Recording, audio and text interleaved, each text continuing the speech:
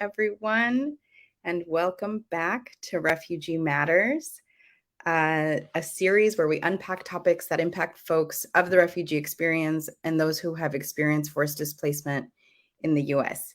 My name is Nancy Flores, and I'm the Deputy Director at NPNA, and so grateful to be here facilitating this conversation today and joined by two wonderful guests who you'll hear from shortly.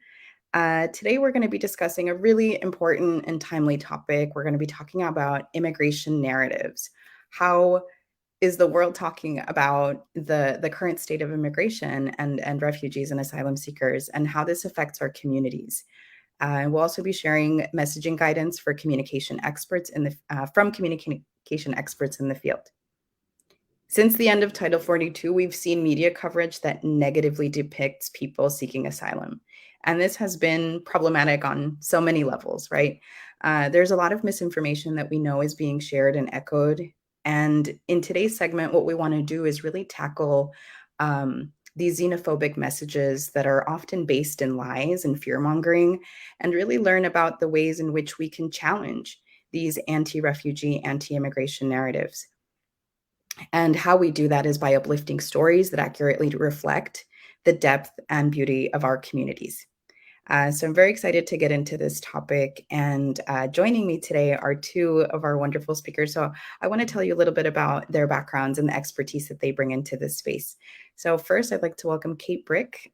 She is the director of the Refugee Advocacy Lab, a partnered effort housed at Refugees International and co-led with the IRC, International Refugee Assistance Project, and Refugee Congress to grow the movement for U.S. leadership on refugee protection and inclusion. Kate has spent the last 15 years working in policy advocacy, campaigns, and coalition building to advance the rights and inclusion of immigrants and refugees in the U.S. and internationally. Prior to joining the lab, she held leadership positions at the Mayor's Migration Council and New American Economy, where she led a team working in more than 80 communities across 30 states to advance welcoming policies. Welcome. Great to have you, Kate. Thank you for having me. I'm so thrilled to be here. All right. And next, I want to introduce Tasha Moro, who is the Communications Director at Justice Action Center. She joined JAC with a decade of nonprofit communications experience in service of social movements. Most recently, she spent 8 years as the Communications Director for the National Lawyers Guild, where she grew its digital audience tenfold, launched digital programming initiatives, and created a publication outlet featuring legal analysis, artwork, and poetry by people in prison. Prior to that, Tasha worked with Latino Justice, PRLDEF, NALEO, and the Hispanic Federation in various civic engagement, voting rights, and communications capacities. So wonderful to have you. Welcome, Tasha. All right. So we're going to go ahead and get started. We have a lot of ground to cover, and thank you again for all of our experts, and thank you to all of you that are tuning in. For a lot of us, this has been a really difficult moment to just read all of the headlines and read about some of our issues, and specifically the narratives that are casting immigrants and asylum seekers, migrants in a negative light. So we really want to dig into some of the research behind this. So first, we're going to start with you, Kate. The first question here is, what are some of the takeaways from the research that the lab has conducted about refugees? And can you share with us what, from that research, what is relevant to the conversation and this time that we're living in with the asylum seekers? Yes, thank you so much, Nancy. It's really wonderful to be here with all of you. So just to give a little bit of context on this research and how it came together, the lab was created towards the end of the last administration, in part because we saw the consequences of what happens when we lose control of the narrative. And so during the lead up to the 2016 election and throughout the Trump administration, we all remember, and unfortunately still to some extent now, but then especially there was an incredibly toxic, misinformed public narrative on who refugees are and why they come here, which ultimately led to the complete deterioration of what had historically been an American legacy of bipartisan support for welcoming people seeking safety. And so when the lab was created to help build a movement to support refugee resettlement, we knew that key to that was being able to communicate more effectively and more compellingly in a way that not only was going to counter misinformation, but ideally bring in new partners and champions from audiences who are more difficult to reach. And so we spent 2 years doing extensive research in partnership with Goodwin Simon Strategic Research. We did polling, focus groups, style testing, social media analysis. We wanted to really understand how Americans were thinking about refugees, what resonates with them, what doesn't. And then from that, we developed a set of tools and messages to not only effectively communicate, but ideally to help our community expand support for people seeking refuge. And so there are several findings, and I think, for today, I'm going to focus more at a high level, but happy to talk through them in more detail in the Q&A. And I would preface this by saying, to your point, Nancy, that this research was done specifically around how the American public thinks and feels on refugees. But I think a lot of the lessons really hold true across the community for people seeking asylum, for the undocumented population, and for other new Americans as well. So first and foremost, and this is not going to be a surprise to many of you tuned in today, those of you who work in communications or narrative work in the immigration space, we know that there is no silver bullet on this issue. Americans hold complex, often conflicting perspectives, and they're informed by their values, their emotion, their lived experience, their identity, their beliefs, and often, unfortunately, misinformation that we see in the media. And so in order to make progress on such a complex emotional issue really requires a multifaceted approach that can't be captured in a single or even a few simple talking points or hashtag. So the best way that we have found to do this is by meeting the audience's emotional and informational needs up front. And so there are 3 kind of strategies that I want to focus on today. And the first is using values-based messaging. So even when audiences can't understand or identify with the specific circumstances that refugees or people seeking asylum have faced, they can connect with the idea of wanting to keep their family safe.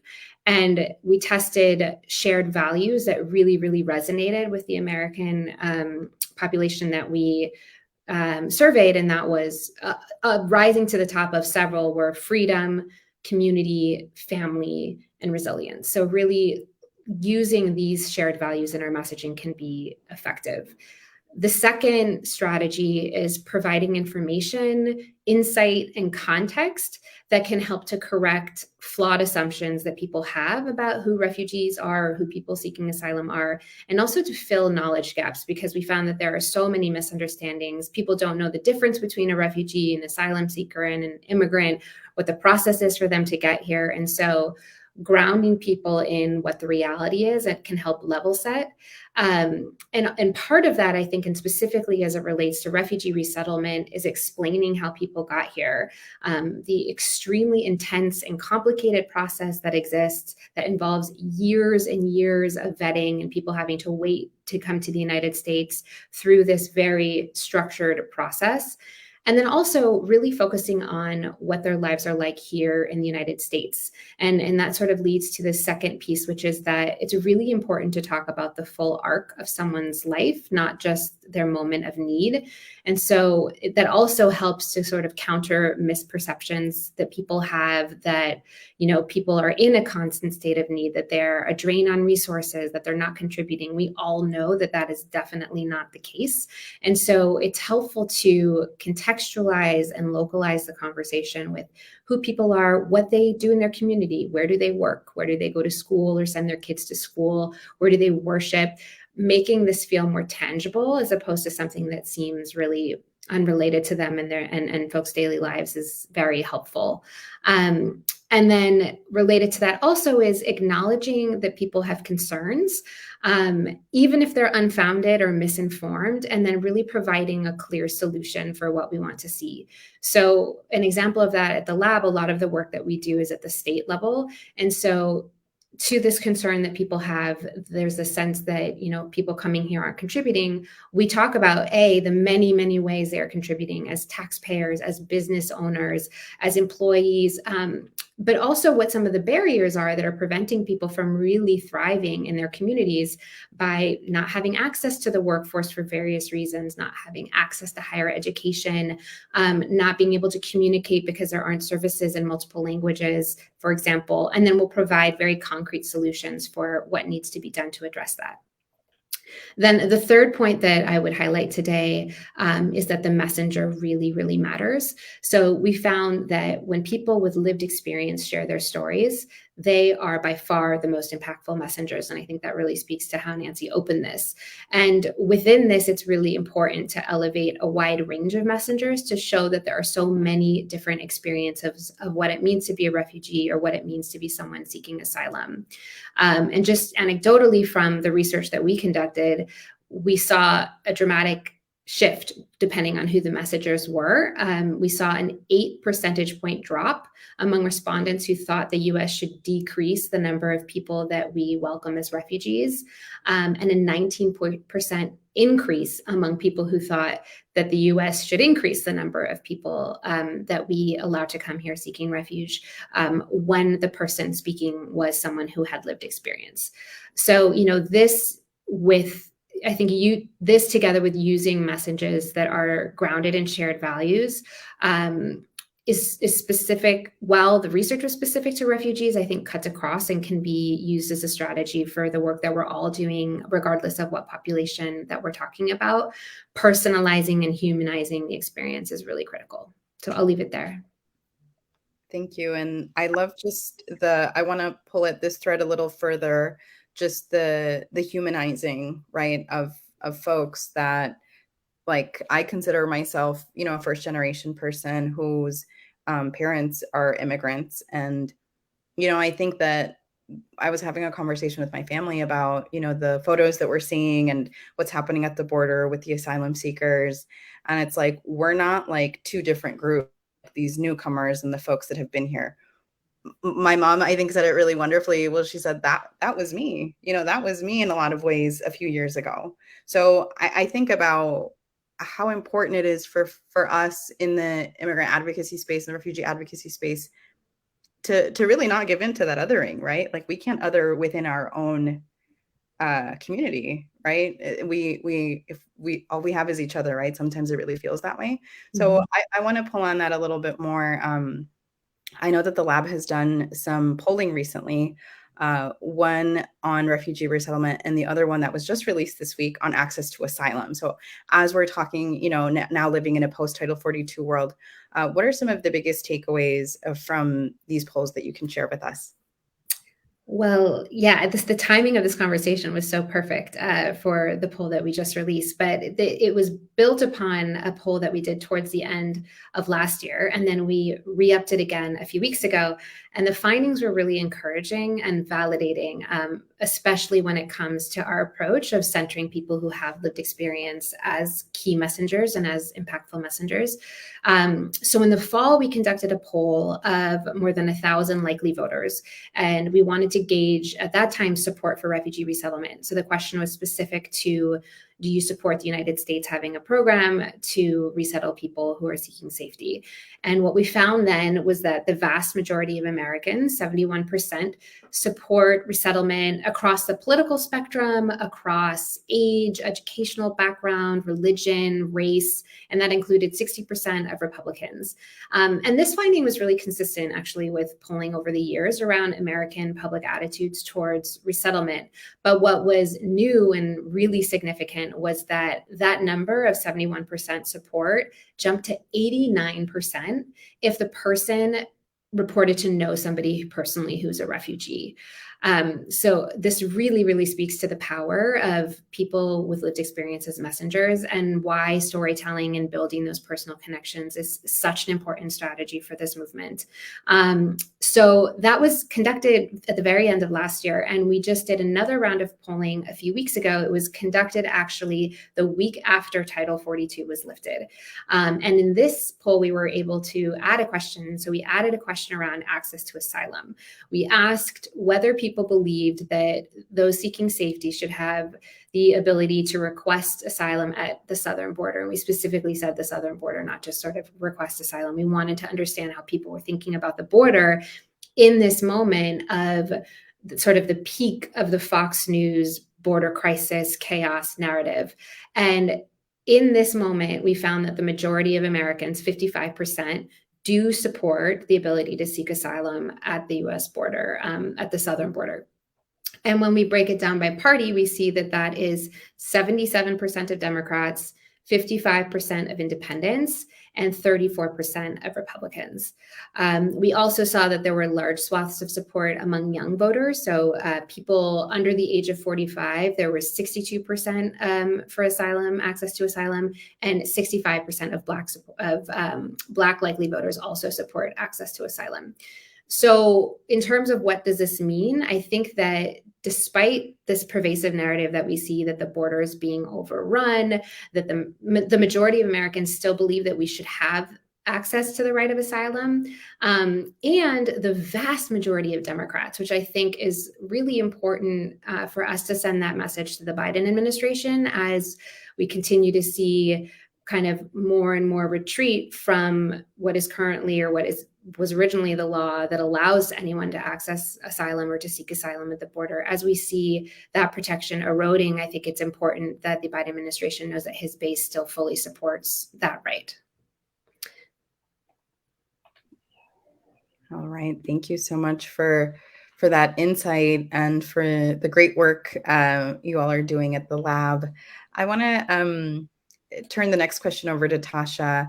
I think, recently it's been just overwhelming to read all of the different headlines. And then it's like a lot of these governors are really, like, it seems like competing for the spotlight on who can send buses faster here or there. And it's just, what I call kind of a dog and pony show. And we're going to see more of this as we head into election season. And, these are people's lives, like this is something that's really dire.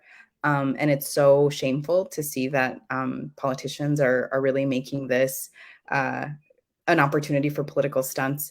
So, Tasha, can you tell us a little bit about, as we're talking about immigration narratives based off of Justice Action Center's research, what did you all find that are things to avoid when engaging in immigration narratives, and what should we embrace instead? Yeah, thank you so much, Nancy, for having me and for everyone who joined. So my name is Tasha Moro. I'm the comms director at Justice Action Center. And what we do is we use both litigation and storytelling to advance immigrant justice. So we wholeheartedly believe that the law and narrative power are both really great and necessary tools to tangibly improving the lives of immigrants. So I'm really excited for this conversation. Justice Action Center worked with BSP Research to put together a message testing project over the course of about a year. That consisted of 3 phases. The first was done in partnership with the Immigrant Defenders Law Center, where we surveyed about 130 asylum seekers themselves to get a feel for what they would like to see in narratives about asylum seekers. And then we did a focus group of mostly Latina voters who are kind of in the middle politically, knowing that Latina voters are starting to kind of shift a little more to the right, even on immigration. So we did a focus group with them. And then finally, we did a national survey of about 1,200 voters across the US. So that's just kind of like a general outline of what our project looked like. And what we found, luckily, was very much in line with what Kate described. So what we found is that using very clear, simple language with narratives that are grounded in foundational values like fairness and equality and freedom resonate most broadly. As we know, and as Kate mentioned, the immigration system is extremely complex. Nancy, too, you talked about how it's really hard to keep up with every single way the landscape changes from day to day. And obviously most voters, members of the general public do not know all the intricacies around the immigration system. So removing kind of like specific references to certain policies or legislation, and talking about things in really broad terms.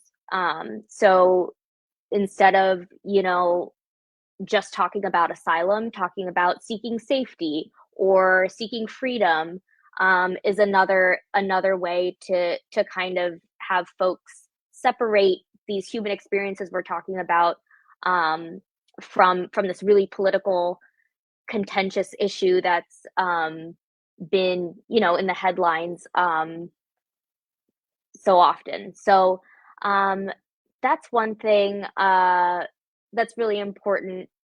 And when we talk about values applied on a systemic level rather than these individual policies, we also help to calm the assumption of immigration being inherently problematic or confusing or chaotic and dysfunctional.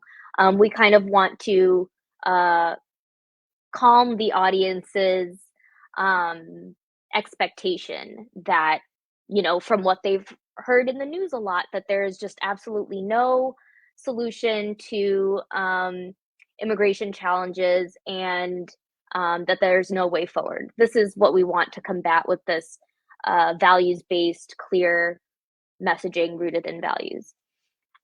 In particular, the value of freedom performed really well, and it's, I think, a really great way to kind of reclaim the freedom narrative from ways it's been used in recent years to kind of actually exacerbate xenophobia and white nationalist sentiment in the U.S. So talking about the freedom to move, to do what's best for your family, to live the life that you want to live, is able to resonate with audiences that aren't necessarily pro-immigrant to begin with. Yeah, another thing to embrace is to talk about folks' full story. So one thing we heard from asylum seekers is that they want not just what they're fleeing to be at the heart of their story, but also the life that they're looking to build once they do reach safety. A lot of asylum seekers told us that, they don't necessarily want all the trauma and horrific experiences that cause them to flee to be kind of the center of their story and what's being told about them. They'd also like to see kind of an acknowledgement of their full lives, not just the most traumatic moments in it. And then finally, what I'll say is it's really important to be solutions oriented. So talking about folks in a very humanized way, as Kate described, is really important. Acknowledging that people aren't a monolith, and that, these metaphors of talking about migrants as in terms of kind of these water metaphors of surges or waves or floods, it's really harmful and dehumanizes the experience of each person, fleeing for their life. So talking about folks as their full selves and being solutions oriented, to include in your messaging that, there are organizations dedicated to welcoming asylum seekers. They're at the border and the interior, doing this work day in and day out, and yet they're not, necessarily fully supported by the administration or their municipalities. And these are really the folks that we should be looking to for solutions around asylum and how to build trust with communities who are in these really precarious situations. So those are just a few things we found through our project, and hopefully that that helps everyone shape some powerful narratives. Thank you, Tasha. When we opened up the conversation here, we're talking a little bit about fear and the role of fear as just a really powerful tool in moving narrative, right? We saw that under the previous administration, and that fear is really a powerful thing, when it comes to getting a reaction out of people and really having shaping, what they're thinking and how they're responding to certain things, especially on an issue that they don't know very much about. So I have one more question for you, Tasha, and then I want to get to some questions that are coming in the chat.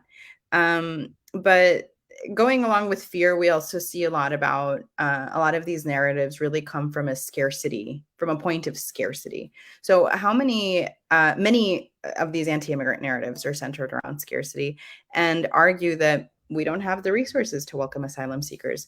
Tasha, how should folks be responding when we're getting these questions, either from local reporters, from folks in our community, or just hearing these arguments generally? Yeah, so as you said, Nancy, this fear and crisis narrative that's rooted in scarcity is really, really effective. We see it all the time in the media, and it's really hard, honestly, to combat that in times of inflation, for example, or a pandemic. But with the focus on these foundational values, that helps kind of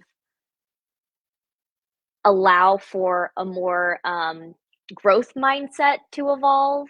And eventually, we want to get to a place of abundance to have, folks shift from that scarcity mindset to an abundance mindset. But um, what, we can tell folks is that you just have to look around in your own community to find examples of welcoming. Um, as I said, direct service organizations are doing this, 7 days a week and have systems and infrastructures in place that welcome lots of folks efficiently and effectively.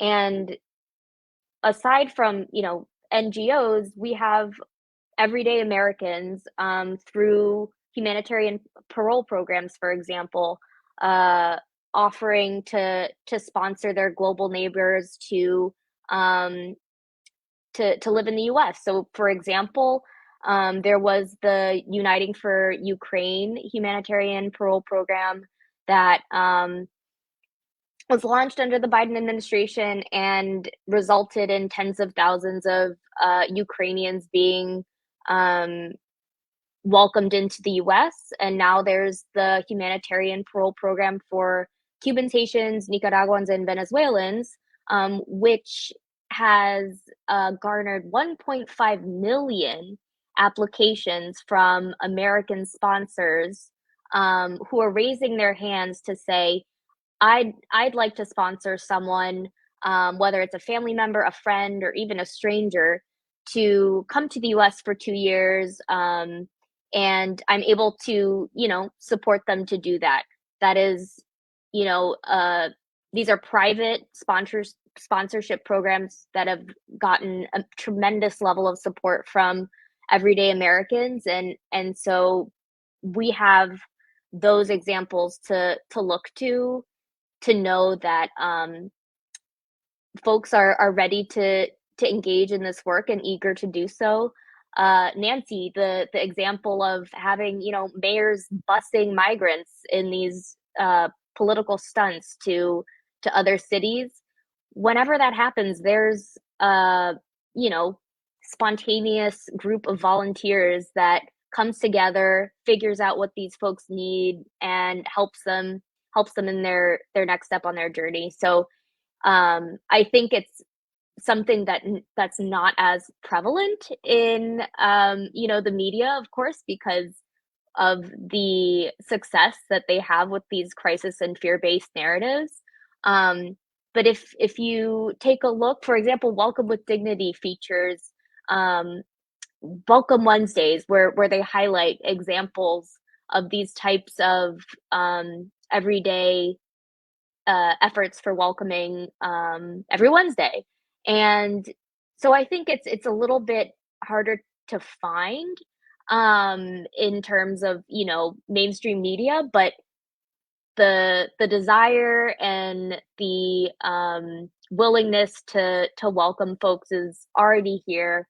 And if we use our values-based narratives to explain the why as to you know, the reasons why people are doing this, even in, you know, coming out of a global pandemic or coming out of uh, inflation, I think it's a really inspiring and moving example to folks to kind of understand that it's not it's not a zero-sum game.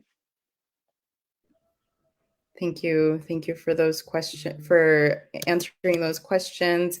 And I think that what this time does is that while it shows the worst in people and politicians in this time, now so it's a very American thing, right?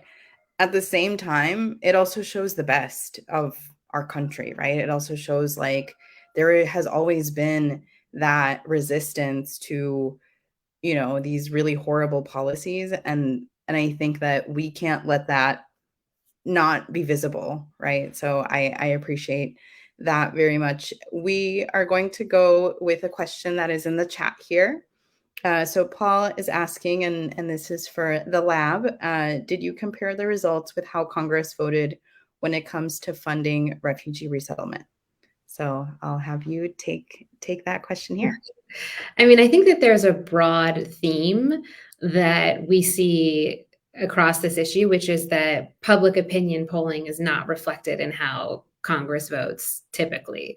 And partially that's because Congress and, you know, isn't really representative all the time of what the American people think and feel or how they would vote because of gerrymandering and a million other reasons, or that there's a very vocal minority that pressures others in the party and, you know, all the political dynamics that are at play there. So I don't know how helpful it would. I think if we have not done that like direct analysis, but if we did, I'm pretty sure that we would find for this and many other polls on this issue that broadly the American public is much, much more supportive, whether it's a refugee resettlement or the ability to seek asylum, or whether we need to have a solution for people who are undocumented. There's broad American support for that, even though we haven't been able to pass something in Congress for decades now.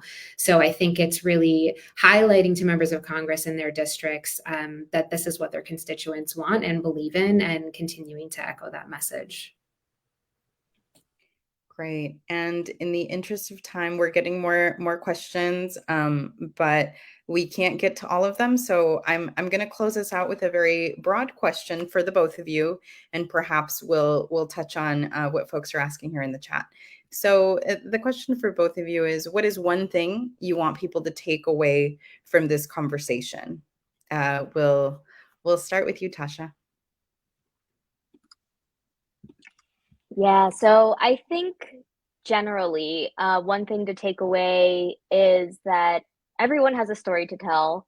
No population is a monolith, and I believe that the more stories we tell, the more connection and understanding we build. So never underestimate the power of storytelling, especially in immigrant justice work. Um, and also never underestimate the power of working in coalition or in partnership with others. I think that the immigrant rights movement is really strong. It's really diverse, and I think we have all the tools to rise to the challenges that are in front of us. So storytelling is one fantastic tool to get there, and yeah, that's just basically my plug for more storytelling and more humanizing of asylum seekers and immigrants, especially when, you know, there's a lack of compassion and willingness to engage with their stories. So that's what I would say. Thank you, Tasha. So same question for you, Kate. What is one thing you want people to take away from this conversation? So Tasha synthesized it perfectly. And so instead of saying the same thing, I will give a resource to people so that we can all elevate and find platforms for more folks to tell their stories. So I want to share that the Refugee Storytellers Collective is a partnership between the Lab, We Are All America, Refugees International, Refugee Congress, several partners, several national partners. And what it is it's a space that's led by people who've experienced forced displacement and believe in the power of sharing their story. And we together, all of the, to Tasha's point about the importance of partnership and coalitions, it's really a perfect example of that, because we all work together to find platforms and opportunities for people to share their stories, whether it's on panels or through op-eds or testifying in front of their elected officials. It's a free opportunity for anyone from all over the country who wants to participate. And we offer monthly trainings to folks that are part of that group to refine their storytelling skills. So I would plug the Storytellers Collective. And the last thing I would say too is that at the lab, the purpose of the lab was to be a supporting and building capacity for the field, and the work that we do is meant to be a public good. So we offer trainings that go into much more detail on the findings of that messaging research that we did. And so if folks in the audience are interested in learning more or want to organize a training for their folks or their community, their organization, just reach out and we will schedule something. Awesome. Well, thank you all so much for joining, for our speakers, for We Are All America, for creating the space for us to have these really important conversations. And, this is a movement moment, folks. This is a moment in time, a moment in history. And what we know is that the other side, the anti-immigrant side, is going to be very loud. It is very loud. So we also need to be loud. And our speakers have given us some wonderful tools and some wonderful frameworks to really go and run with. And I think that for me, what I've been really intentional about in this time is listening, right? Listening to those stories and really being able to, through the messengers, how do we elevate platforms, for them to really share their truth and share their stories. So thank you all so much for joining. This has been Refugee Matters, and we are so grateful for this space, and we'll catch you next time. Bye, everyone.